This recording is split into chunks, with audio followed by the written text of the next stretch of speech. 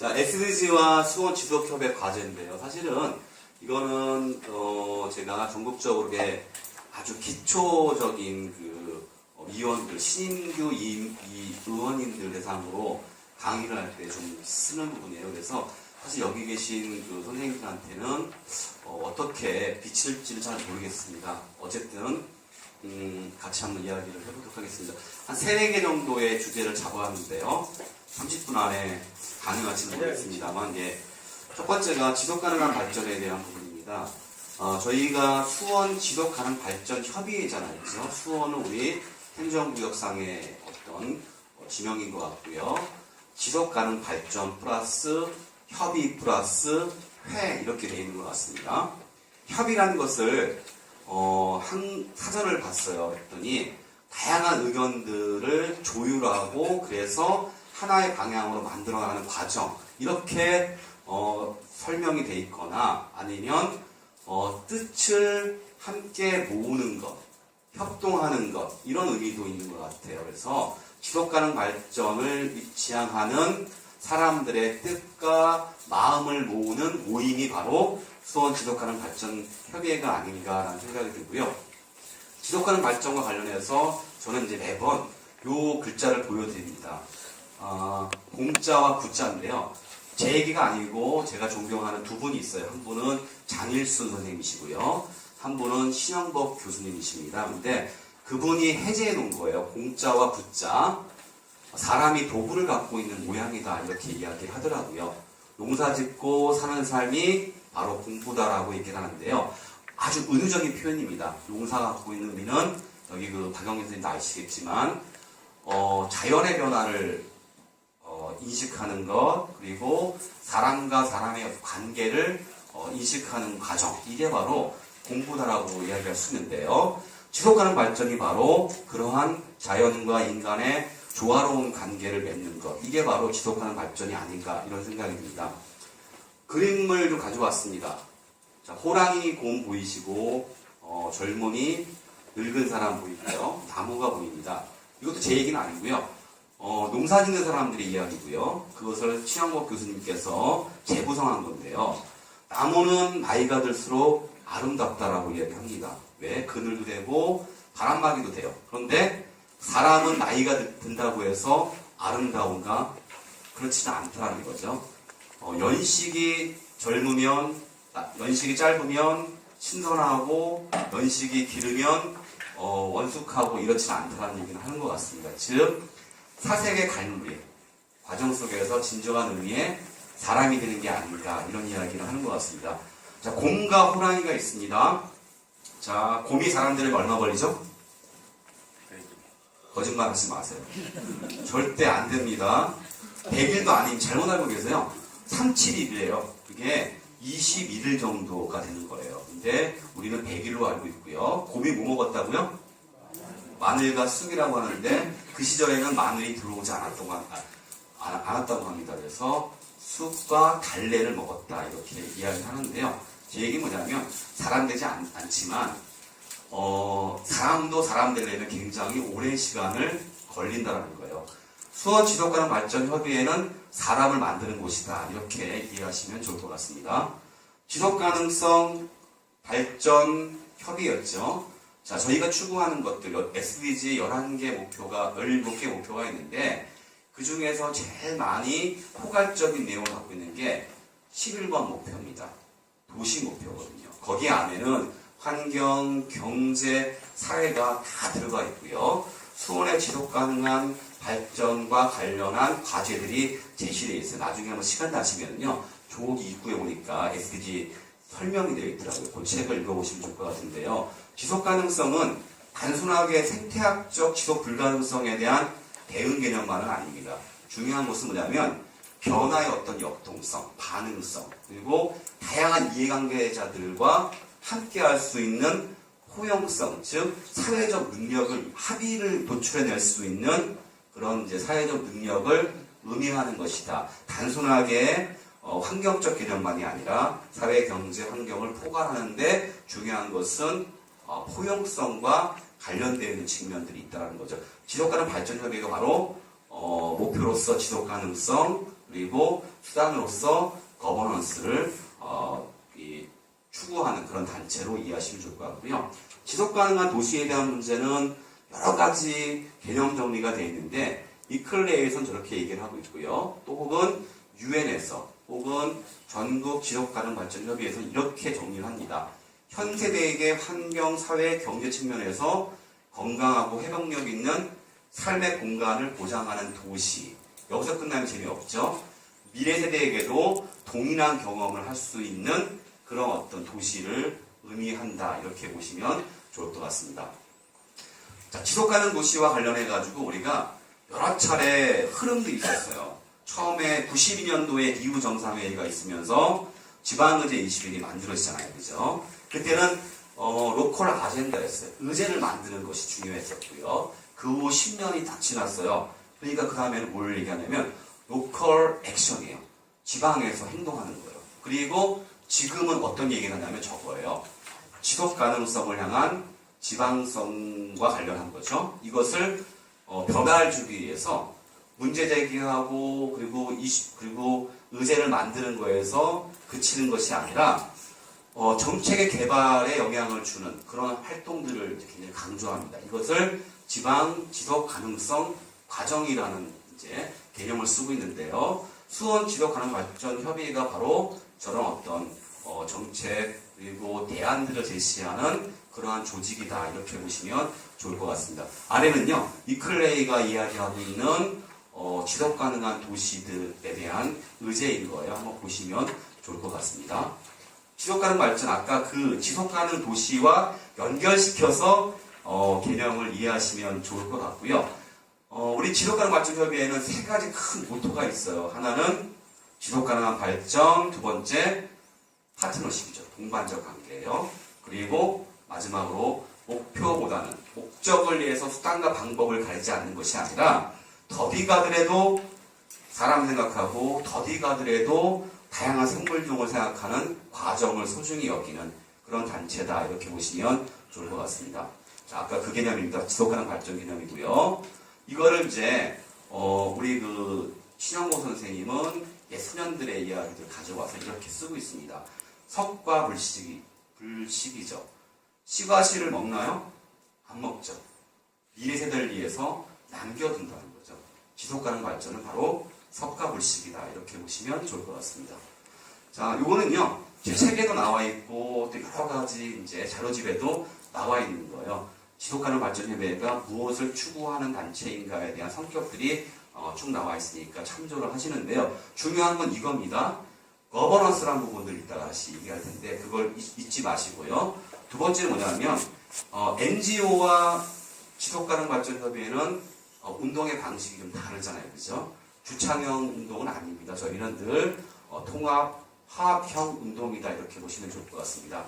나누고 쪼개고 분류하고 분석하는 것, 이것만 하는 것이 아니라 오히려 우리는 통하게 하고 합하게 하는 운동이다. 이렇게 보시면 좋을 것 같습니다. 지속가능 발전 협의회의 전국적인 흐름들, 종합사항들을 쭉 제시해놨으니까요. 참조하시면 좋을 것 같습니다. 자, 주요한 사건들, 주요한 그 지속가능 발전과 관련한 여러 가지 사건들이 있으니까 참고하시면 좋을 것 같습니다. 72년도, 92년도, 2002년도, 그리고 중요하게는 2015년도, 유엔에서 193개국이 모여서 유엔 지속가능 발전 목표를 합의합니다. 17개 목표죠. 190몇 개죠? 사무국장님? 169개, 그 다음에 231개 지표를 합의를 한 건데요. 꼭 참조하시면 좋을 것 같고, 과거의 지속가능 발전협의회는 환경의제 중심으로 이해된 적이 있었습니다. 환경단체로 이해된 측면이 있는데요. 지금 지방의제 21, 지속가능 발전 2.0 시대 때는 환경과 경제와 저 뒤에 글 나와 있죠. 이 환경, 경제, 사회가 통합적으로 관리되고 통합적으로 운영될 수 있는 그러한 체계들을 지향하는 것이 바로 지속가능 발전 목표다. 지속가능 발전 협의회다. 이렇게 이해하시면 좋을 것 같습니다. 넘어가도록 하겠습니다. 지속가능 발전 협의회를 전국적으로 쭉 다니면서 시간이 없다 보니까 말이 빨라집니다. 지금 쭉 다니면서 저희가 고민을 한번 해봤어요. 우리의 성과가 무엇이고 우리의 한계가 무엇이고 우리의 과제가 무엇인가에 대한 이야기를 했는데요. 제1기 1세대 흐름인 것 같아요.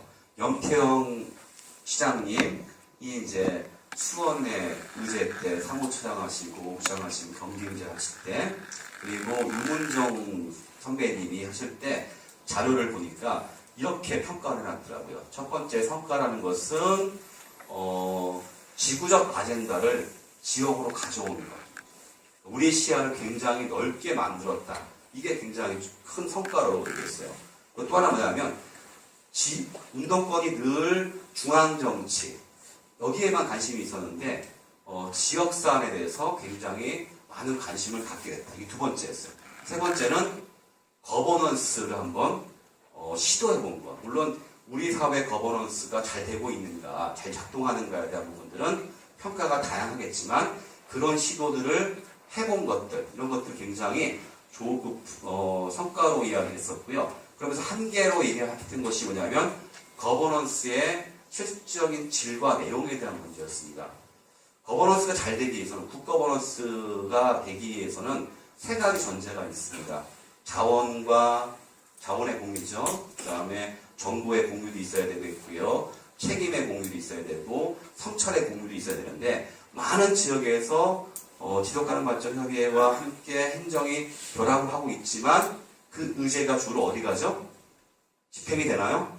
잘 안 되고 캐비넷에 들어가는 경우들이 참 많다더라라는 거죠. 이런 걸 어떻게 극복할 것인가에 대한 과제들이 많이 제기되고 있는데요. 이것을 극복하기 위해서 한 9개 정도의 어떤 과제들이 막 제출됐습니다. 첫 번째가 지속가능발전협의회는 어쨌든 제도성을 갖고 있는 거죠. 운동권 단체는 아니니까. 시민운동, 사회운동 단체가 아닌 거버넌스를 지향하는 조직이다 보니까 제도의 문제가 굉장히 중요한 것 같아요. 지속가능발전법을 개정하거나 관련 조례를 제정 내지 혹은 개정하는 문제가 지속가능발전협의회의 어떤 일대 도약을 위해서 필요하다, 이런 얘기가 있었고요.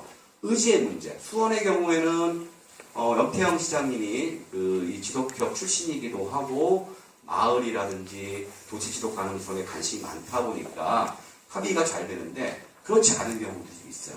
또 이 양반이 갖고 있는 정당 그리고 가치와 철학에 따라서 지속협이 잘 되기도 하고 안 되기도 하는 경우들이 있습니다. 수원은 그나마 굉장히 좋은 조건이다, 이렇게 보시면 좋을 것 같고요. 이런 것도 어떻게 변화시킬 것인가에 대한 문제. 그리고 또 하나 어떤 경우에 보면은 주로 관변의 힘이 강하거나 또 혹은 시장이 보수적인 경우일 경우에는 주로 법정 단체들이 지속협을 이렇게 꾸려나갑니다. 법정 단체라고 하면 새마을단체, 그 다음에 자유총연맹, 바르게 살기, 이런 단체가 주도하는 경우가 있고요. 메이저 9이라고 여러 가지 NGO부터 노동조합, 농민, 여성, 이런 부분이 배제되는 경우가 있습니다. 원래 지속가능발전 협의회는 이 9개 다양한 그룹들이 함께 참여해서 지혜와 힘을 모으는 조직이다. 그래서 조직을 혁신하는 것이 굉장히 중요하다. 그리고 아까 얘기했던 환경 의제를 넘어서서 17개의 SDG 목표를 어떻게 이행할 것인가에 대한 문제, 이런 것들이 굉장히 중요한 부분이 있고요. 또 거버넌스형 구조를 어떻게 안착화시킬 것인가에 대한 문제, 재정, 정책, 참여, 마지막으로 평가와 한류와 관련해서 우리 내부를 한번 점검해 볼 필요가 있지 않겠는가라고 이야기를 합니다. 왜 이런 논의가 나왔냐면요. 지방지도 가능성 과정이 해외에서는 이미 20년이 넘었고요. 한국은 2016년이 20년 되는 해였습니다. 그래서 새로운 10년을 맞이해서 도약하기 위해서는 저 9가지가 한번 제대로 점검될 필요가 있지 않겠는가라는 이야기들이 있었던 것 같습니다. 넘어가도록 하겠습니다. 지속가능한 사회와 관련해서 조금은 좀 같이 이야기를 나눌 수 있는데요. 요거는 KBS에서 나온 건데 제가 가져와 봤습니다. 간디가 제시한 7대 사회학 아니고요. 사회악입니다. 그래서 원칙 없는 정치부터 희생 없는 신앙이라고 얘기했는데, 우리가 추구하고 있는 지속가능한 도시는 아마 저런 것들을 극복하는 도시가 되지 않을까라는 생각이 듭니다. 원칙 없는 정치, 노동 없는 부, 양심 없는 쾌락, 인격 없는 교육, 도덕성 없는 상거래, 인간성 없는 과학, 희생 없는 신앙. 이것이 다 지속가능 발전 목표 17개 목표에 다 담겨져 있다라고 보시면 좋겠다라고 생각을 합니다. 자, 아까 말씀드렸던 것처럼 지방 지속가능성 과정은 어떠한 추진력을 갖고 있는가에 대한 문제입니다. 그래서 20년 동안 이클레이나 혹은 유엔이나 혹은 지방운동 과정에서 한번 평가를 해보니까 지속가능 발전이 잘 되거나 혹은 거버넌스가 잘 되는 구조는 최소한 4가지 요건을 갖고 있더라라는 것이 확인됐습니다. 첫 번째가 혁신적인 지방정부의 전략, 두 번째는 시민사회의 이니셔티브, 세 번째는 지역사회 네트워크 간의 연계, 마지막으로 제도화였습니다. 이 4가지가 잘 있는 데는 지속협이나 거버넌스가 잘 됐고 저 4가지 중에 몇 가지가 빠져있을 경우에는 사실은 또 잘 안 되는 경우가 있었습니다. 그래서 수원 지속가능 발전 협의회가 잘 되기 위해서는 아까 말씀드린 4가지를 잘 이제 진행할 수 있도록 충족시킬 수 있도록 노력해 볼 필요가 있지 않겠는가 이런 생각이 듭니다. 지속가능한 도시 성공을 위한 과제인데요. 이 얘기는 제가 안 해도 엄청나게 많이 아실 것 같습니다. 여기 있는 분이 대부분 시민운동 하시거나 노동조합에 계시거나 뭐 이렇기 때문에 잘 아시기 때문에 그냥 눈으로만 보시고요. 그 중에 중요한 부분은 있습니다. 세 번째, 도시 만들기 리더의 양성이 굉장히 중요하다고 봅니다.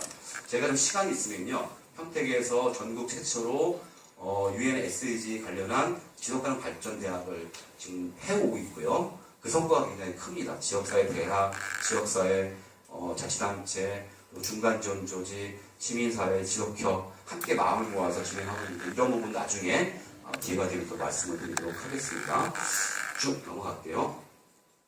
자, 지속가능 발전 협의회 가까이 했던 것처럼 20년 가까이 왔습니다. 근데 아직도 자리를 못 잡고 있는 지역도 있고요. 또 여전히 또 힘들어하는 지역도 분명히 있습니다. 그럼에도 불구하고 용기를 좀 잃지 마시라는 의미에서 제가 몇 가지 글을 갖고 왔습니다. 늘 이제 사람들 만나면 해주는 말이 있습니다. 염락 군본인데요. 떨어진 낙엽은 뿌리에 거름이 된다는 얘기가 있습니다. 여러분들이 하시는 이런 활동들, 모임들이 결국은 좋은 성과를 낼 수 있지 않겠는가 이런 생각이 들고요. 두 번째는 이제 이건 평택에서 얘기했던 걸 가져온 건데요. 지속협의 과제와 관련해서 좀 얘기를 해보겠습니다. 자, 유엔 지속가능 발전 협의 발전 목표가 있는데요. 유엔에서 저렇게 얘기합니다. 스스로가 사람과 지구를 위한 21세기의 새로운 헌장이라고 이야기를 하고 있고요. 그리고 유엔에 소속되어 있는 정부 그리고 시민사회가 여러 회를 거쳐서 논의를 해서 만든 목표이긴 한데 이렇게 되어 있습니다. 정확한 명칭은요. 세계의 변혁, 땡땡입니다. 변혁이 없었어요. 무섭죠? 변혁. 2030 지속가능 발전 의제라고 되어 있습니다. 왜 2030일까요? 왜 2030이죠? 잘 모르겠습니까? 2030년까지 지켜야 될 약속이기 때문에 2030 의제라고 이야기를 하는 겁니다. 이 문서의 핵심 내용은 아까 말씀드렸던 것처럼 지속가능 발전입니다. 그래서 SD가 들어가는 거고요. 목표니까 골 해가지고 SDG 이렇게 이제 우리가 이야기를 하는 겁니다. 저렇게 되어 있습니다. 환경, 사회, 경제 있죠. 저 그림하고 같은 건데요. 그 안에 환경에는 저런 내용들, 자원, 생명적 다양성, 기후변화, 재해 문제, 교통 이런 게 들어가 있고요. 사회에는 인권, 평등, 갈등 해소, 다양성, 그다음에 파트너십 이런 게 다 들어가 있습니다. 이렇게 참조하시면 좋을 것 같습니다. SG 만들기 과정인데요. 시간이 없는 관계로 자료집을 보시면요. 자세하게 설명을 했습니다. 제 논문인데요. 자세하게 설명을 했으니 읽어보시면 좋을 것 같고요. 이게 지금 17개 목표입니다. 빈곤 종식부터 글로벌 파트너십까지 17개 목표가 있고요. 이건 한국말로 번역된 거니까 보시면 될 것 같고 저 바깥에가 있는 게 2030 목표예요. 그렇죠? 이걸 SDG라고 하고요. 안에 있는 게 SDG가 발표되기 전에 했던 새천년 개발 목표예요. 두 개가 조금 차이가 날 겁니다. 새천년 개발 목표 몇 개로 보이시죠? 몇 개죠? 8개입니다. 그리고 SDG는 몇 개? 17개예요. 훨씬 더 포괄적일 거예요. 그리고 저 안에 있는 MDG는 주로 제3세계 빈곤 국가를 대상으로 한 목표예요. 주로 이제 배고픔, 가난에서 벗어나는 의제가 중심이라고 보시면 될 것 같아요. 여기는 조금 더 포괄적으로 아까 얘기했던 사회, 경제, 환경을 다 포괄하고 있고요. 또 한편으로 제3세계뿐만 아니라 제1세계도 이것에 책임을 져야 되는 그런 목표다라고 보시면 좋을 것 같습니다. 그리고 또 중요한 게 이거예요. 도시 지속 가능 발전 목표. 이게 이제 11번 목표입니다. 그래서 자 보십시오. 이 지속 가능 발전 목표는 이렇게 되어 있어요. 주제별 세부 목표가 있습니다. 11번이면 11-1, 11- 이렇게 나가지 않습니까? 이것은 주제별 세부 목표예요. 그리고 11치고 A, B, C, D, E, F, G 이렇게 나간다는 것은 이행의 도구예요. 목표만 있는 게 아니라 그 목표를 어떤 방식으로 실천하고 이행할 것인가에 대한 구체적인 지침을 주는 게 A, B, 작은 A, B, C 이렇게 나가는 걸로 보시면 됩니다. 그래서 11번을 보시면 전체적으로 SDG의 구조를 볼 수가 있어요. 도시 지속가능 발전 목표의 세부 목표를 보면 주거, 교통, 도시계획, 문화유산, 취약성, 환경, 공공공간이 되어 있고요. 이것을 이행할 수 있는 도구로서 도시와 농촌 관계를 어떻게 조화롭게 만들 것인가, 이런 것들 통합적 정책을 어떻게 만들 것인가, 정부 역량을 어떻게 제고할 것인가 등등 해가지고 구체적인 이행 계획을 포함하는 것이 SDG다라고 보시면 좋을 것 같습니다. 8번 목표 참고하시고요. 차이점을 보시면 될 것 같습니다. MDG, SDG. 새천년 개발 목표는 주로 가난에서 벗어나는 것, 그리고 주로 개발도상국, 제3세계가 해결해야 할 문제. 근데 SDG는 다르죠. 개발도상국과 선진국 공이 해결할 문제로 제시되어 있다고 보시면 좋을 것 같고요. 또 하나 뭐냐면 개별적으로 권고하는 거예요. 내가 이행을 하고 있는지 안 하는지를 어떤 의무나 어떤 게 없어. 책임도 없이 그냥 알아서 보고하면 되는 건데, SDG는 일정하게 각 국가의 보고를 권고하고 있습니다. 일정하게 이행의 메커니즘을 갖는다는 점에서 과거 MDG보다는 약간은 진일보한 그런 어떤 목표다라고 보시면 좋을 것 같습니다. 넘어가도록 하겠습니다. 자, 넘어갈게요. 자, SDG의 이제 특징을 한번, 구조를 한번 보도록 하겠습니다. 보시면은요, SDG는 5개 P축으로 구성되어 있다고 합니다. P라는 것은요, 영어로 되어 있는 거예요. 아주 공교롭게도 다 P로 되어 있어요. 자, People부터 해갖고 쭉 나와 있죠. 파트너십까지요. 이게 5개로 구성되어 있고요. 이 5개 안에 관련되어 있는, 이렇게 목표들이 저 안에 들어가 있는 겁니다. 사람축, 지구축, 번영축, 평화축, 파트너십축 해가지고 지금 보이시는 것들이 그 각각의 축 속에 들어가 있는 건데, 그렇다고 해서 이게 분리되어 있는 게 아닙니다. 사람축에 들어가 있다고 해서 환경축이 안 들어가 있는 게 아니거든요. 왜냐하면 1번 목표, 이를테면 SDG 1번 목표의 빈곤 중심은요, 단순한 경제 문제가 들어가 있지 않습니다. 교육 문제하고 관련되어 있습니다. 그리고 환경 문제하고 관련되어 있습니다. 이를테면 가난하니까 밀림을 벌목하지 않습니까? 그죠? 이런 문제가 있는 거죠. 배우지 못하니까, 못 배웠으니까 새로운 어떤 직업을 찾아낼 수 없는, 그리고 노동의 대가를 받아낼 수 없는 측면도 있죠. 그래서 다 연결되어 있다라고, 종적으로, 횡적으로 연결되어 있는 게 SDG다, 이렇게 보시면 좋을 것 같습니다. 자, 이거는 이제 눈치 빠르신 분들은 이제 이해를 하셨을 겁니다. 지금 우리 박 국장님께서 이렇게 분과별로 회의도 하고요, 지표도 만들고 막 그러고 있죠. 왜 그럴까요? 왜 그럴까요? SDG가 아직은 완벽하지 않기 때문에 그렇다고 보시면 됩니다. 자, 1계층 지표, 2계층 지표, 3계층 지표가 있습니다. 보면은 3계층 지표수가 벌써 88개가 있어요. 세부 지표가 우리가 230대, 231개로 얘기하지 않습니까? 그 중에 88개가 3계층이에요. 방법론도 없어요. 지표도 없는 거예요. 맨 땅에 헤딩하는 겁니다. 그죠? 그다음 두 번째, 이계층 지표는요, 방법론은 확립되어 있지만 국가나 지역 차원에서 통계가 없어요. 이런 게 이계층 지표입니다. 일계층 지표는 방법론도 있고 통계도 있는 거예요. 근데 그게 비율이 35%밖에 안 돼요. 그렇죠? 그리고 아예 없는 것은 38%나 됩니다. 이걸 뭘 의미하냐면 지속 가능 발전 목표는 누가 만들어야 된다? 지역 단위에서 혹은 나라 단위에서 창조적으로 재구성할 수밖에 없는 과제다. 이렇게 보시면 좋을 것 같습니다. 지금 앉아서 우리가 머리를 막 굴리고 있고 지혜를 모으는 이유가 바로 뭐냐면 우리 지역의 실정에 맞는 지속가능 발전 지표를 만들지 않으면 안 되는 것이다라고 보시면 됩니다.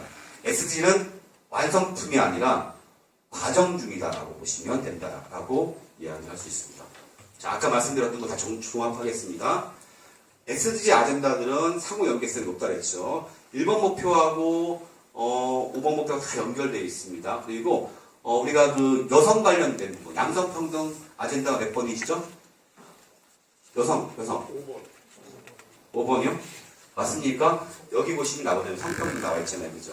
그거는요, 투트랙입니다, 또. 독립되어 있는 아젠다고요. 한편으로 1번부터 17번까지 다 연계되어 있는 또 아젠다입니다. 이런 특성들이 있어요. 상호 연계성이 높아서 통합적 접근이 굉장히 필요합니다. 그리고 어떤 부분들은 하나로 묶어도 되는 부분이 있어요. 경제 관련한 부분이 몇 번이죠? 경제 관련한 부분? 몇 번 목표가 있죠? 8번하고 9번하고 많이 관계가 되어 있습니다. 양질의 일자리와 경제 성장 8번이죠. 그리고 산업혁신, 사회기반시설 9번입니다. 이 부분도 연기시킬 수가 있어요. 그러니까 17개 목표를 다 할 수도 있고요. 아니면 이것을 좀 더 추릴 수도 있고, 아니면 우리는 올해는 몇 번 목표에 집중해서 한 놈만 핀다 라고 할 수도 있고, 여러 가지 고민을 해보실 필요가 있다라는 겁니다. 그게 뭐냐면 SD 체계를 그대로 베끼는 것이 아니라 재해석하고 재구성할 필요가 있다는 것을 말씀드리는 건데, 삼국지 여건에 맞게끔 조정하는 게 필요하다는 얘기를 드리는 거고요. 표현이 너무 어렵습니다. 지금 이제 자료집 보시면요. 제 거도 되게 어렵고요. 저기 지금 보면은 169개의 목표를 다 설명해 놓은, 번역해 놓은 자료집이 있는 것 같아요. 그런데 불구하고 굉장히 어렵습니다. 왜? 번역하는 과정에서 매끄럽지가 않은 부분이 있어요. 번역을 잘하려면요. 중요한 게 영어를 잘하는 게 아니라요. 한국말을 잘해야 됩니다. 근데 아직까지는 좀 거친 부분이 있거든요. 그래서 SDG가 좀 이 수원 시민에게 녹아 들어가기 위해서 중요한 게 아이들도 이해할 수 있는 용어로 만들 필요가 있다는 거예요. 지금 여기 경제분과에서도 그 고민을 좀 하셔야 될 것 같습니다. 이거 어떻게 하면 다 알아먹을 수 있는 방법으로 표현을 만들 것인가에 대한 부분들 고민스럽습니다. 그래서 표현을 다듬는 방안에 대한 검토가 필요하고요. 소통을 위해서 누구? 일반 대중들.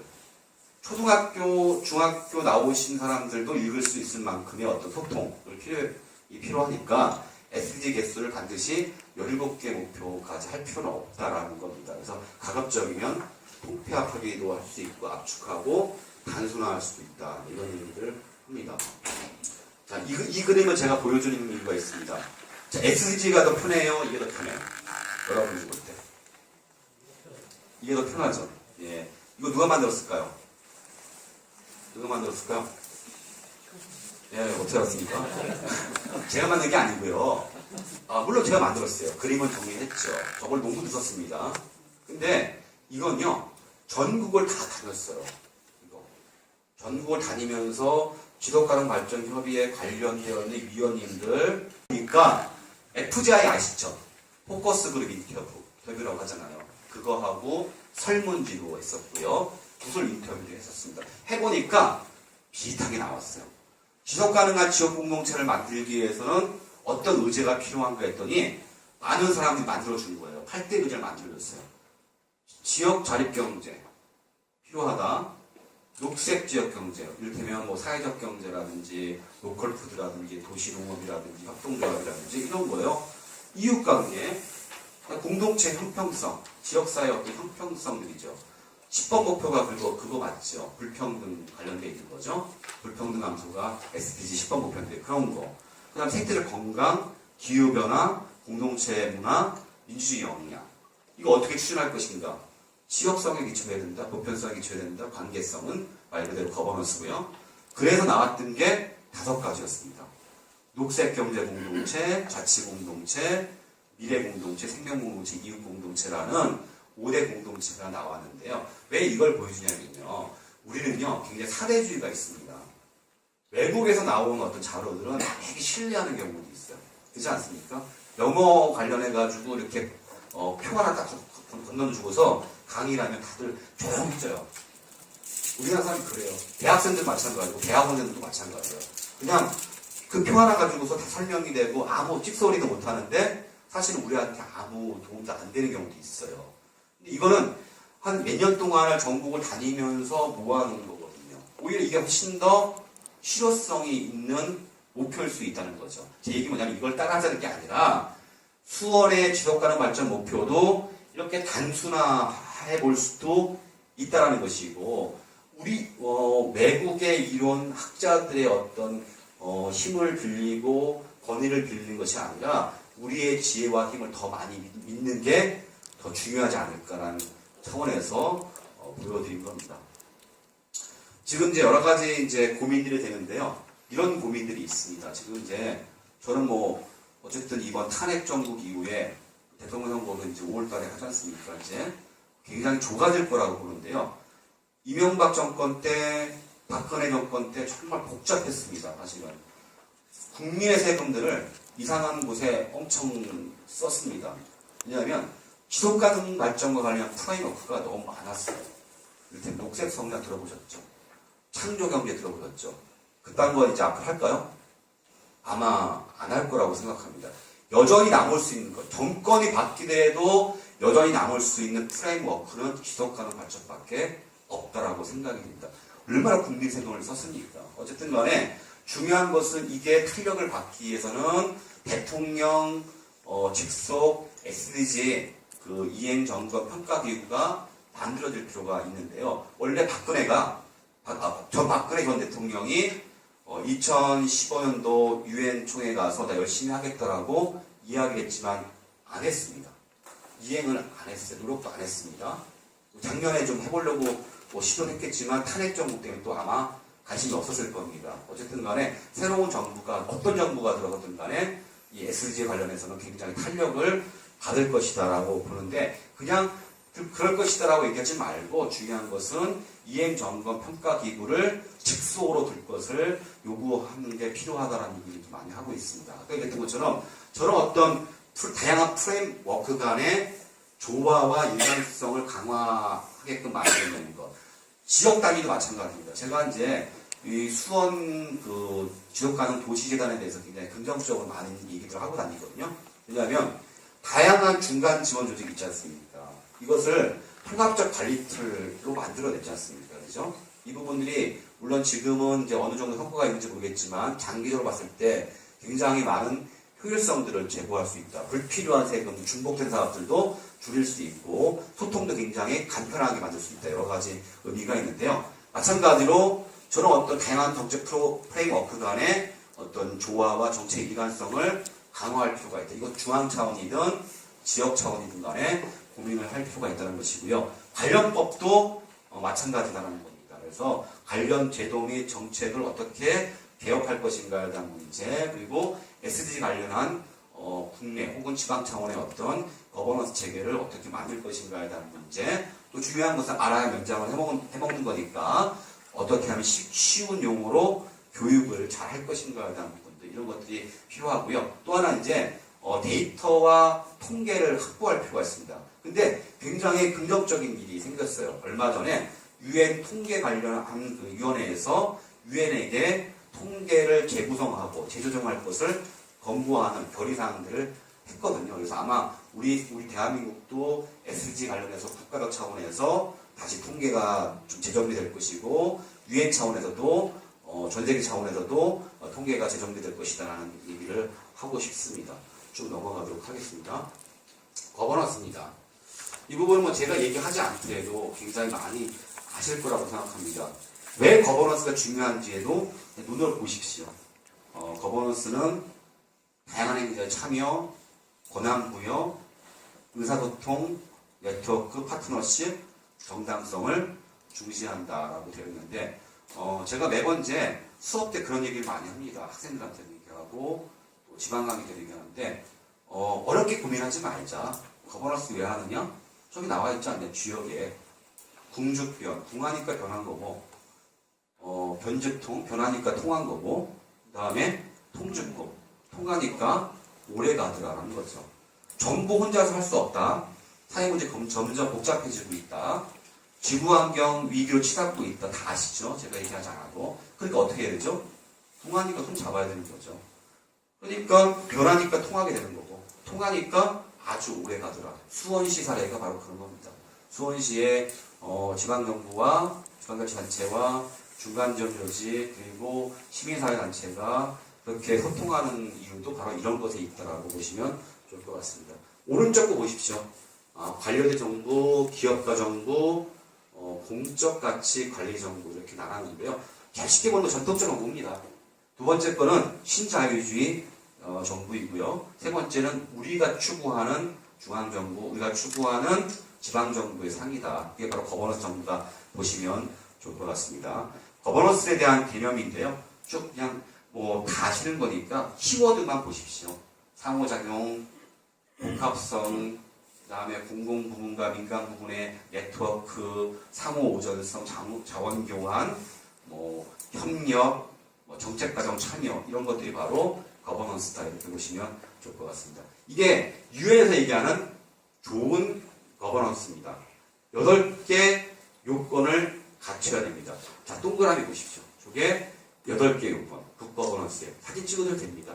참여부터 해서 합의 지향, 책임성까지, 투명성까지 보장되는 구조가 진정한 의미의 거버넌스다. 그렇지 않은 것은 오인의 메커니즘이다. 어쩌면은 기업이 혹은 어쩌면은 정부가 시민사회를 약탈하는 아주 교묘한 방식일 수도 있다는 거죠. 저 내용들을 담아내야 된다는 거 말씀드리고 싶습니다. 넘어가겠습니다. 중요성들을 넘어갈게요. 거버넌스 제약 요인 중에서는요, 몇 가지 요인이 있습니다. 이건 이제 왜 이거를 얘기하냐면 반드시 지방정부만 문제가 있는 게 아닙니다. 제가 전국을 다녀보니까요, 시민사회도 엄청나게 문제가 많습니다. 특히 시민사회 중에서 NGO들이 갖고 있는 또 문제는 분명히 없지 않습니다. 자, 시민들, 각 섹터에 대한 조사를 쭉 해봤어요. 이런 식의 문제가 나오는 거예요. 시민들은 회의적인 부분이에요. 왜 정부? 선거 때만 잘해줘. 투표할 때만 우리를 인간적으로 대접해줘. 이렇게 되는 거예요. 그리고 정부나 기업에 대한 선입견들이 있는 거죠. 이런 게 있습니다. 그리고 부정적 측면이 있죠. 공공섹터가 갖고 있는 부정적 측면, 비즈니스 섹터, 시민사회. 특히 시민사회 중에서 NGO를 얘기하는데 굉장히 다양성과 다부분성을 인정하는 것 같지만 제가 볼 때는 또 그렇지 않은 면이 분명히 있더라는 겁니다. 되게 영역적이고 소규모적인 관계망을 갖고 있는 측면도 분명히 있어요. 그리고 되게 소수 리더에 의해서 의존하는 경향도 있어요. 여러분 나중에 시간 되시면요, 논문 한번 읽어보세요. 한국의 시민단체는 과연 신사의 운동인가? 라는 논문도 있어요. 그런 내용도 있어요. 정태석 교수가 쓴 건데요. 원래 신사의 운동이라는 게 뭐죠? 위계가 없는 거죠. 위계가 없잖아요. 조직의 뭐 대표와 뭐 이게 없죠. 나이만큼 많은가 적음이 없는 거죠. 운동 경력의 길고 짧음이 없는 거죠. 대한민국의 시민운동 다 그렇지 않습니다. 권위적인 사람도 많고요. 나이 따지고, 그 다음에 과거 경험 따지고, 학력 따지고, 많이 있습니다. 그죠? 그리고 학벌 따지고, 자기 영역에 있는 새끼들만 키우고, 뭐 이런 게 있지요. 그런 부분들이 분명히 있다는 거죠. 지역사회에 대한 전문성이 굉장히 미약하는 거고, 거기에 플러스 특정한 어떤 섹터에 대해서 거부감들과 선입견이 있습니다.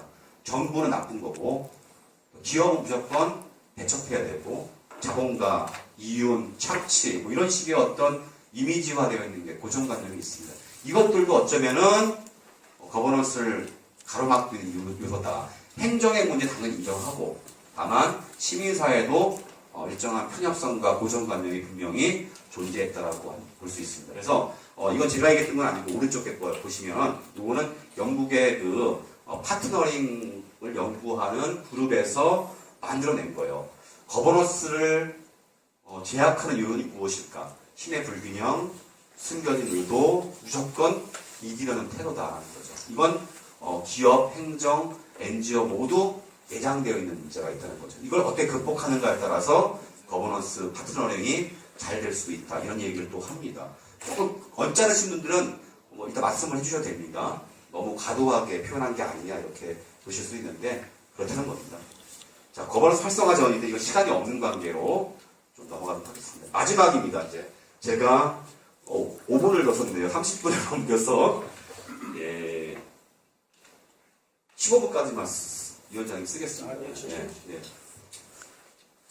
자, 여기 이제 도시농업 하시는 분들 계시면 많이 관심을 가져주는데요. 저분이 누구실까요? 저분이 누구죠? 안성기요? 예, 어떤 분들은 안성기라고 그러더라고요. 안성기 씨는 아니고요. 무의당 장일수 선생입니다. 한살림 하시는 분들은 잘 아실 겁니다. 저분이 이제 주창했던 말 중에 하나가 흑살림, 몸살림, 맘살림, 멋살림 이런 걸 굉장히 강조했습니다. 흑살림은 제가 얘기 안 해도 되고요.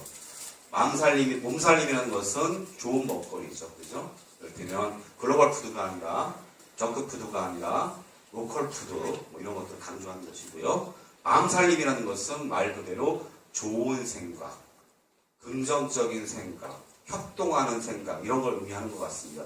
멋살림은 뭐냐면 무엇을 안다의 준말입니다. 아는 겁니다. 지속가능성, 지속가능한 도시, 지속가능한 삶에 대해서 아는 겁니다. 삶이란 것도 사람의 준말이라고 얘기하는 것처럼 그런 겁니다. 자, 사람들과 조화를 이뤄내는 것이 지속협의 지향이다. 저는 이렇게 생각하는데요. 그게 뭐냐면 접합운생입니다. 제가 얘기한 게 아니라요. 무의당 장일수 선생님이 선현들이 이야기했던 것을 가져온 겁니다. 모든 문제가 생명 안에 들어가 있는 거죠. 하나의 관점으로 안아주려고 하는 것. 이게 바로 접합운생입니다. 그리고 또 제가 좋아하는 말인데요. 제 얘기도 아니고 이것도 마찬가지로 무의당 선생님 말씀입니다. 계문유화의 삶이 협동의 삶이다라는 얘기를 하는데요. 계문유화는 뭐냐면 문을 열고 아래로 흐르는 물이라는 뜻이에요. 물이라는 것이 되게 중요한 의미를 갖고 있잖아요. 상선약수, 선의 만물의 구성이라고 하는데 그 물은 뭐냐면 첫 번째 먹이고 살리고 기르고 하지만 또 중요한 게 있죠. 물은 결코 공을 다투지 않는 거죠. 위로 흐르는 게 아니라 아래로 흐른다는 거죠. 그게 그런 의미를 얘기하는 겁니다. 그리고 밑에 있는 것은 천지만물 막빛이 천주야라는 말인데요. 이 장일수 선생님이 걸어다니는 동학이라고도 이야기를 하지요. 동학에서 이야기하는 겁니다. 천지만물 막빛이 천주야. 자, 이건 뭐냐면 모든 한 송이 꽃, 들꽃들, 그 다음에 풀, 돌, 바람 안에 다 하느님을 모시지 않은 것이 없다는 거죠. 만물지화라고 하는데요. 그게 바로 지속가능 발전 협의회가 이야기하는 그런 이제 통합의 정신, 오심의 정신이 아닐까 이런 생각이 듭니다. 좀 넘어가면요. 이건 넘어가도록 하겠습니다. 이것도 넘어가도록 하겠는데요. 혁명이라는 얘기를 제가 이제 쓰면은 되게 무서워하시는 분들이 있습니다. 왜냐하면 최근에 여러분들 이제 지속가능 발전과 관련해서 한번 공부하시고 싶은 분들은 인터넷에서 키워드를 한번 검색해 보세요. 그러면 어떤 게 많이 뜨냐면 제 책도 뜨고요. 저와 오수길 교수가 번역했던 지속가능성의 도전이라는 책도 있고요. 지속가능성의 혁명이라는 책도 있어요. 그런 식의 있거든요. 우리가 혁명을 과거 이제 80년대, 90년대식으로 이해하지 말라는 거예요. 나이브 국가기구를 분쇄하고 새로운 국가기구를 건설하고 이런 것들이 아니라 다른 개념으로 한번 지속가능 혁명을 바라보면 어떻게 했는가 이라는 차원에서 한번 가져봤습니다. 이건 장일수 선생님이 쓰신 글이에요. 혁명은 새로운 국가 권력을 통해서 명령하고 통치하는 것이 아니라 따뜻하게 보듬어 안는 것, 겸손한 것, 그 다음에 작지만 하늘과 소통하는 것, 한 방울 물 하늘의 법칙에도 천지의 은혜, 만인의 어떤 노고가 스며 있음을 인식하는 것, 인정하는 것. 이게 바로 이제 혁명이다라고 이제 장일 선생님이 말씀하셨거든요. 이 부분과 지속가능 발전과 연결시켜서 고민해 보셔도 좋을 것 같고요. 제가 아시겠죠? 무슨 말인지. 에고와 에코, 그죠? 조금은 이제 다른 관점에서 세상과 존재하는 생명들을 바라보는, 아까 얘기했던 만물지화, 세상에 존재하는 것은 한 송이 꽃과 같다는 관점에서 한번 보시면 어떻겠는가, 인식을 좀 전환해 볼 필요가 있다는 거고요. 이게 이제 아까 말씀드렸던 천지만 마귀시천주야, 그 전에 경천, 경인, 경문인데 다음 장에서 설명을 해드리도록 하겠습니다. 이분 누구실까요? 이분이 누구실까요? 해월 선생님 들어보셨죠? 최시영 선생님. 저 옆에 있는 거는 최시영 선생님이 만드신 신무천이라고 합니다. 저는요, 지속가능 발전 목표다라고 생각을 했습니다. 저 사람은 별명이 하나 있어요. 최시영 선생님, 해월 선생님 이렇게 돼 있지만 또 하나 별명이 있습니다. 뭘까요? 잘 떠오르지 않으시죠? 최보딸입니다. 왜 최보딸일까요? 평생을 집도 절도 없이 보따리 하나 들고 떠돌았던 분입니다. 저분은 막 이론 가지고 사람들을 막 꼬시고 혹세무민하고 했던 분이 아니라 삶으로 어떤 이제 이걸 보여줬던 분이시고요. 말도 저렇게 합니다.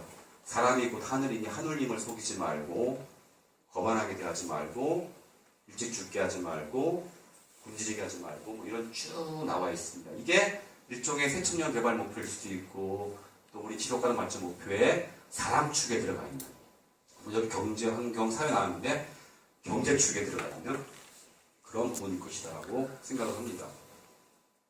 그걸 받아가지고 장일 선생님께서 얘기한 게 세 가지입니다. 한번 따라해 보실래요? 기어라, 모셔라, 함께하라 하고, 예, 이게 바로 지속가능 발전 거버넌스입니다. 기고 모시는데 누구한테 기죠? 돈 있고 백 있고 권력 있고 가방 끈 긴 사람한테 기는 것이 아니라 우리 시대에 살아가고 있는 평범한 사람들, 그리고 다양한 생물종을 기고 모시고 함께하는 겁니다. 저게 바로 장일 선생님이 쓴 글이에요. 목에 힘 빼, 그래야 살아, 이렇게 되어 있습니다. 이걸 가슴속에 한번 새겨보시면 좋을 것 같습니다. 성공회 다니시는 분 계신가요? 성공회 계시는 분. 예. 혹시 모심 살림 이런 거 들어봤죠? 예, 그런 것과 상당히 관련되어 있는 것이다라고 보시면 좋을 것 같습니다. 장일수 선생님 얘기를 좀 한번 해드릴게요. 장일수 선생님의 호가 있어요. 연결시켜서 말씀을 드리는데요. 처음에 60년대는 이 양반이 호암이었답니다. 호암 아시죠? 호숫가에 있는 바위예요. 그러다가 60년대는 청강으로 바뀝니다. 왜 청강으로 바뀌냐면 이분이 원주에 있는 대성고등학교 이사장으로 들어갔는데요. 박정희가 쿠데타를 일으킵니다. 그래서 이분이 잡혀가요. 감옥 생활을 해요. 처음에는 막 분노를 한 거예요. 그런데 어느 시점에서 박정희를 용서하겠다, 자기를 괴롭힌 사람을 용서하겠다는 마음으로 청강으로 졌고요. 그 다음에 무기당입니다. 그 다음에 또 징계에서 두 가지가 있습니다. 일속자, 그 다음 일속자가 있어요. 일속자 뭐죠? 좁쌀 한 톨입니다. 자기가 우주 속에 좁쌀 한 톨이라고 얘기했고요. 그 다음 마지막 호가 있어요. 장서각입니다. 무슨 뜻일까요? 서각, 쥐뿔입니다. 쥐뿔도 모르는 사람이다라고 자신을 낮췄는데 거버넌스가 바로 그런 정신에 나오지 않을까라는 생각을 해봅니다. 이건요, 생명평화 100배 서원문이라는 게 있어요. 그 중에서 제가 뽑아낸 거예요. 6번부터 94번까지 사진 찍어줬습니다. 알짜만 뽑아낸 겁니다. 그래서 요즘에 살 빼시는 분들 이렇게 100배, 108배 하잖아요. 근데 그걸 재구성한 거거든요. 그래서 여섯 번째 서문을 보면 이렇게 나와 있어요. 내 안의 이원론적 세계관. 뭐가? 반생명, 비인간의 모순과 인명. 이게 서양식이죠. 아까 말씀드렸죠. 서양은 이원론적인 세계를 갖고 있습니다. 자연은 개조의 대상, 지배의 대상으로 바라볼 거죠. 어쩌면은 지속가능 발전과 협동, 거버넌스는 서양적 사고에서는 굉장히 불가능할 수도 있다는 생각을 제가 가끔씩 하거든요. 왜 그러냐면 집짓기 과정하고 똑같습니다. 아이들한테 집을 그리라고 하면 그건 시험 선생님이 말씀하신 거예요. 집을 그리라고 하면 보통 아이들은 지붕부터 그리죠. 그런데 목수나 농민들은 어디서부터 그린다? 주춧돌부터 놓고서 쭉 위로 올라가는 거죠. 이게 동양식 사고와 서양식 사고가 굉장히 다른 측면이 있다는 거죠. 오히려 우리가 훨씬 더 거버넌스를 잘할 수 있는 요소들이 있다는 거죠. 이원론적인 것이 아니라 이론론적인 세계관을 갖고 있기 때문에 자, 세상의 모든 아픔을 나의 아픔으로 받아들이는 것. 이게 사실은 또 지속가능 발전일 수 있다는 거죠. 제가 제일 좋아하는 말이 하나 있습니다. 단어가 뭐냐면 공감입니다. 공감이라는 단어가 어떤 뜻이냐면요. 타자에게 이르는 가장 선한 일이라고 손 내밀어 주는 겁니다. 지속가능 발전이 바로 그런 게 아닌가라는 거고요. 15번도 굉장히 중요합니다. 진리의 삶은 현실적으로 누구나 이해하고 실현할 수 있도록 하는 것입니다. 아까 제가 말씀드렸던 것처럼 SDG를 좀 더 쉽게 이해하게 만드는 것. 보통 이제 연구자들이나 또 학자들이나 또 이론가라고 하는 사람들은 쉬운 거를 어렵게 만드는 재주가 있습니다. 우리는 좀 더 어려운 걸 쉽게 만드는 과정이 되게 중요하다는 거고요. 자, 언어에 묶이지 않고 존재가 언어를 규정하는 삶을 확립할 필요가 있다는 겁니다. 우리가 알고 있는 지식들을 그것이 모든 것을 진리라고 생각하는 것, 내가 속해 있는 그룹의 논리가, 조직 논리가 모든 사회에 관통되어야 한다는 그런 어떤 이제 습관들이 있습니다. 이걸 극복할 필요가 있다는 거고요. 뭐 돈의 노예 문제, 소유와 힘의 문제, 이건 다 보시면 좋을 것 같고, 자연, 농촌, 농업을 근본 가치로 삼고 살아가는 것. 이것도 어쩌면은 지속가능 발전이다라고 보시면 될 것 같고요. 비폭력 실천, 남 탓하는 것이 아니라 내 안의 평화를 일깨우는 공부와 수행을 꾸준히 하는 것. 이게 바로 지속가능 발전이 될 수도 있다는 생각이 넘어가도록 하겠습니다. 이것도 뭐 제가 얘기하지 않더라도 다 아실 겁니다. 중풍주상 얘기인데요. 타자에게, 타 그룹에게 포용성을 좀 갖는 것, 자기에게는 냉철한 것. 이게 좀 중요할 것 같고, 이것도 시장모 선생님이 쓰신 겁니다. 가져왔습니다. 아마 처음처럼이라는 책 읽어보셨죠? 예, 거기에 나와 있는 건데요. 설명해 드릴게요. 저건요, 해변의 조약돌입니다. 자, 해변의 조약돌을 둥글둥글 하잖아요. 우리가 옛날 노래도 있습니다. 운동권 가요 보면은 뭐 세모, 네모 이런 얘기 하잖아요. 네모의 꿈 뭐 이런 게 나오는데 울퉁불퉁 뭐가 나 있죠. 근데 시영 선생님은 모난 거를 별로 좋아하지는 않은 것 같아요. 그래서 해변의 조약돌은 서로 부딪히면서 만나면서 둥글둥글 해지는 거죠. 뭐 이런 거 얘기하는 거고, 저거는 이제 반응이라는 겁니다. 합창은 어떻게 해야죠? 자기 목소리를 내는 것이 아니라 내 목소리에 반응을 낼 때 제대로 된 소리가 나오는 거죠. 거버넌스가 바로 그런 거다. 내 목소리를 내는 것이 아니라 함께 조화로운 목소리를 내는 게 중요하다. 이런 것들을 말씀을 하려면, 이건 이제 장일 선생님의 이제 글씨입니다.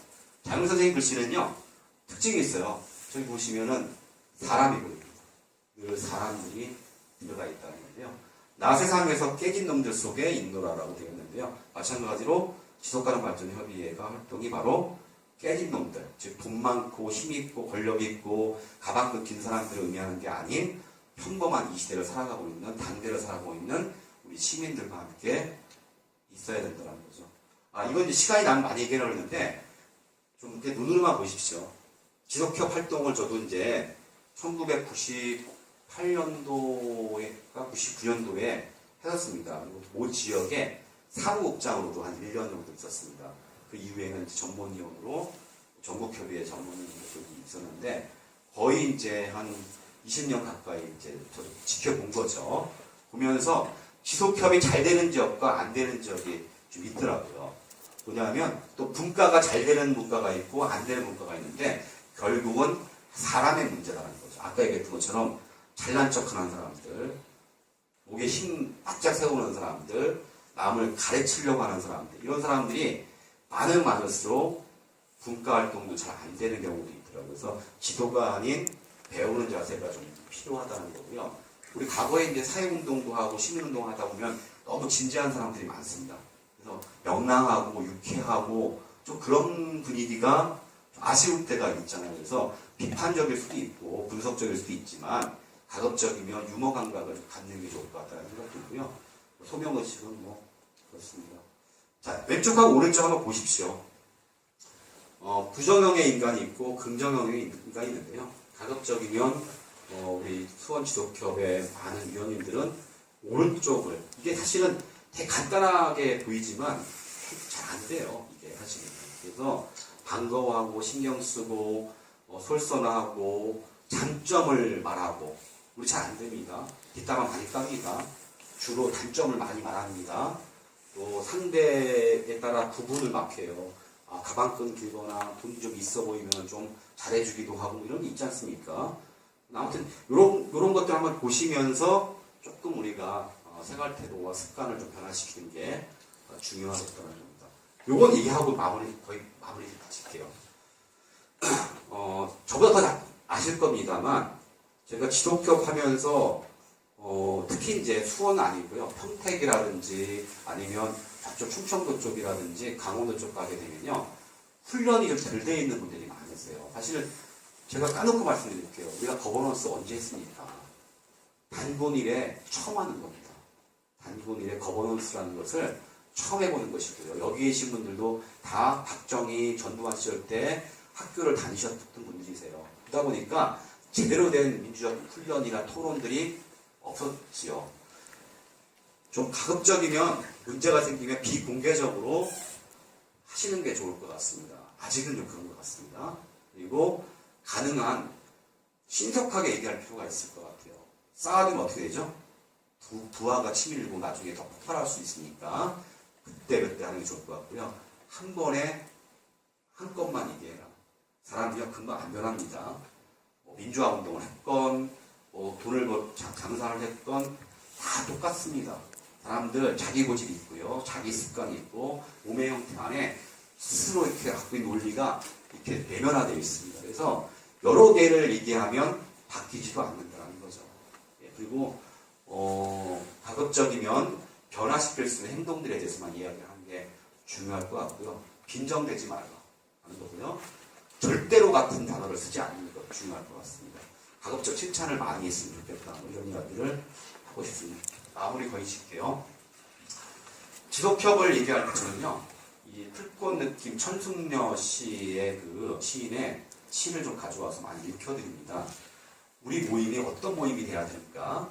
사실은 여기서 뭐 이론적으로 막 얘기하고 그런다고 해결될 수 있는 문제는 아닙니다. 왜냐하면 직업은 아니잖아요. 사무국장님이나 우리 그 사무국 직원들이야 계속 여기서 활동가들이야 이 문제 가지고 고민하시는 분들 있지만 나머지 분들은 회의 끝나고 돌아가시면은 이거 뭐 이론적으로 계속 고민할 수 있는 상황은 아닙니다.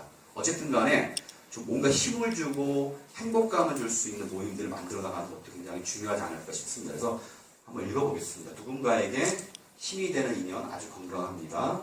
의미가 되는 인연 아름답지요. 꿈을 갖게 하는 인연 더욱 아름답고 성장이 되게 하는 인연 행복합니다. 그래서 힘이 되고 의미가 되고 꿈을 갖게 하고 성장이 되게 하는 인연을 만드는 지도협이 됐으면 좋겠다는 거예요. 이건 뭐 제가 얘기하지 않더라도 알 거고요. 척지지 마시는 거 중요할 것 같고 이렇게 보시면 될 것 같고 이거 한번 보십시오. 왜 그 진보적인 운동가들이 그렇게 열심히 잘 살았는데 불구하고 사회적 영향력이 그들이 잘못 살았는가? 이건 아닌 것 같습니다. 왜냐하면 의사소통의 방식이 과거 방식이었다는 겁니다. 제가 한번 읽어볼게요. 상대방을 설득해야 하고 설득하기 위해서는 그와의 대화가 깊은 것이어야 합니다. 자신의 지식과 도덕성이 다른 사람을 불편하게 하는 것이어서는 인간관계에 실패하기 마련입니다. 타인에게 불편함, 죄의식을 불러일으키는 방식의 설득은 좀 지양을 해야 될 것 같습니다.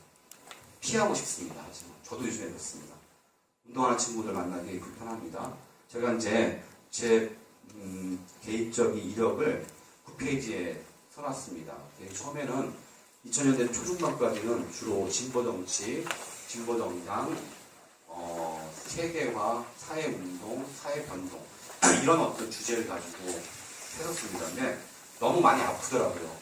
심지어 통진당 사건 나면서 사실 더 몸도 아프고 힘들더라고요. 그래서 좀 내가 살고 싶었습니다. 그래서 마을, 도시, 거대한 이야기, 무서운 이야기, 내가 해결할 수 없는 이야기보다는 우리 동네 주민들과 살아가는 이야기를 하는 게 훨씬 더 좋겠다 싶어서 좀 바꿨거든요. 그래서 그 바꿨던 이유 중에 하나는 저런 부분이 있었습니다. 불편함을 계속 받았던 것 같아요. 제가 이야기하면서 불편했고 친구들이 나를 너무 불편하게 만들고 이런 게 있었던 것 같습니다. 너무 제의식을 많이 갖게 되고 이런 부분이 있었으면서 가급적이면은 불편함과 제의식을 불러일으키는 식의 어떤 소통 방식을 좀 벗어났으면 좋겠다는 이야기를 합니다. 이건 신영구 선생님 말씀입니다. 만남은 바깥에서 이루어집니다. 선입견 갖지 마십시오.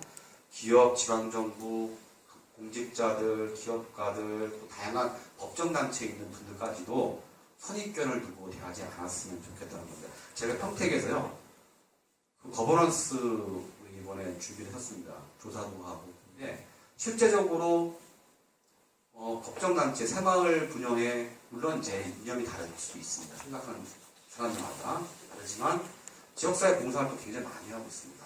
다른 적이 그렇고 또 여러 가지 환경운동도 굉장히 물론 우리가 얘기하는 것처럼 거창한 제도의 변화라든지 이런 거 못합니다. 다만 주부들이 함께 할 수 있는 여러 가지 프로그램들을 하고 재활용 운동 같은 거 합니다. 그런 부분을 또 인정해 줄 부분이 있다는 거죠. 그래서 우리가 진정한 대화는 내 각자의 성을 열고 바깥으로 나올 때만 가능하다는 부분들을 좀 이해하시고 선입견을 버리셨으면 좋겠다. 이런 이야기를 하고 있습니다. 지속적으로 아마 이제 올해 이런 얘기들이 많이 하실 것 같아요. 거버넌스의 실화를 위한 지도 집행력을 강화하는 문제, 그리고 지속가능 발전 체계 평택과를 갖고 왔습니다. 구축과 이행 전략, 또 SD 이행력 확대를 위한 거버넌스, 지원과 시스템 만들기, 지속가능 발전, 공감대 형성 이런 것들이 있을 것 같은데요. 어쨌든 우리 그 위원장님이나 국가위원들이 많이 토론하시고 좀 서로 이렇게 격려해 주시면서 아주 오래오래 지속될 수 있는 모임이 되었으면 좋겠습니다. 마치도록 하겠습니다.